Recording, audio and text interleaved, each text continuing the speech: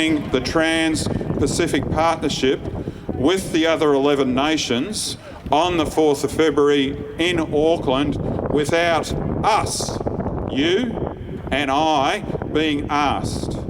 And we know at the 20th of September 2014, when New Zealand went to a general election, that at that general election we were not shown the text of the TPPA. In fact, Jane Kelsey, Auckland law professor who heads up It's Our Future, had specifically asked the government, MFAT, the Minister, Tim Grosser, for the text of the TPPA. And the government kept refusing to show anything in respect to the text. Only large corporations get to see it. And so John Key, the government, cannot say that they have a mandate to put TPPA into place. They have no mandate for the TPPA. And that is the basis for the petition. And we know that we, New Zealand, will be giving up our sovereign ability in respect to aspects of legislating in our country. We know that without already being in the TPPA, that New Zealand has been very reluctant, our government has been very reluctant to take a sensible public health measure, along with all the other nations that have signed the Framework Convention on Tobacco Control, organised under the auspices of the World Health Organisation. 168 nations have joined that treaty. 168 nations, binding 180 nations. Almost the whole world has signed this treaty. And Philip Morris and a couple of other large corporations have effectively stymied it, slowed it down, and made it very difficult for countries to put plain packaging of tobacco products into place in their nations. And the whole object of that public health measure is so that our tamariki, as they're coming through adolescence, are discouraged from taking up the habit of tobacco smoking, right? And it's in Australia where they have legislated for that in 2011.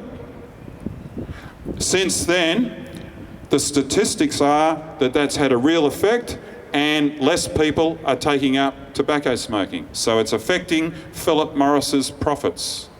And Philip Morris sued the Australian government in the Australian court system, and they lost in 2012, mid-2012, and they elected to pursue a case through ISDS, Investor State Dispute Settlement Arbitration.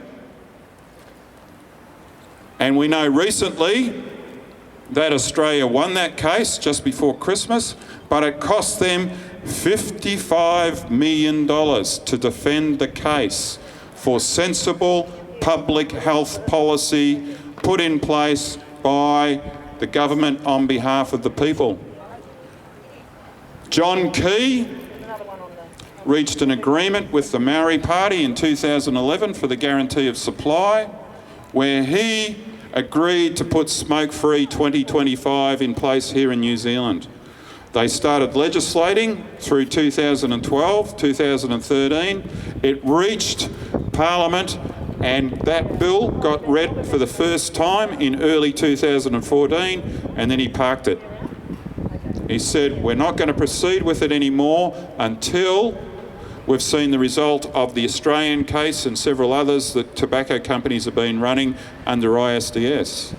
The interesting thing for me is, back in 2012, John Key said, there's no trade and investment agreement which would enable a company to sue us under ISDS if we put smoke-free 2025 in place. 2014, he changed his mind. And that's without us even being in the TPP.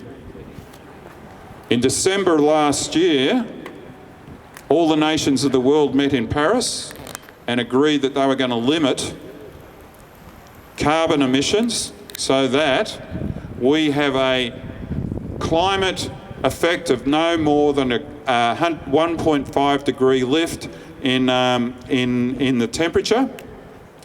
They haven't done very much about saying how they're going to do that. We already know that we're locked into about a 3 degree rise on the basis of business as usual and what we've already emitted. And imagine how powerful in relationship to tobacco companies are that the large energy corporations are. Esso, Mobil, BP, who can make a great big mess of the Gulf of Mexico, right? Deepwater Horizon. And we know that our government is offering all the waterways, all the oil blocks around the nation for oil companies to come here and oil drill. Taranaki fracking, spread the fracking all over the place. We know what the USA looks like as a result of that. And communities all over the place are opposing that. With TPP, when a company has a licence to oil drill and frack, the government would be very concerned about stopping them if the people rose up. And that's what they did in Canada, in the St. Lawrence Valley. And Lone Pine Mining in the St. Lawrence Valley is now suing the Canadian government for $250 million in relationship to the moratorium that the Canadian government or the Quebec government put in place in respect to oil drilling and fracking. So you can see that the TPP is going to be a serious imposition. It's going to limit good public health and environmental policies, aside from all the other costs and impositions that it's going to place on Aotearoa and all of the inhabitants and people of New Zealand. And so our petition says that the Governor-General says that we have not been consulted. And Norm, who was just up here before, will be talking to people about legality at his workshop tomorrow. And really, the basis of sovereignty in any nation is the people. We are the sovereigns. And it's by our consent, our agreement, that they are enabled and allowed to govern. And we have not been asked about TPP, and we say, not in our name.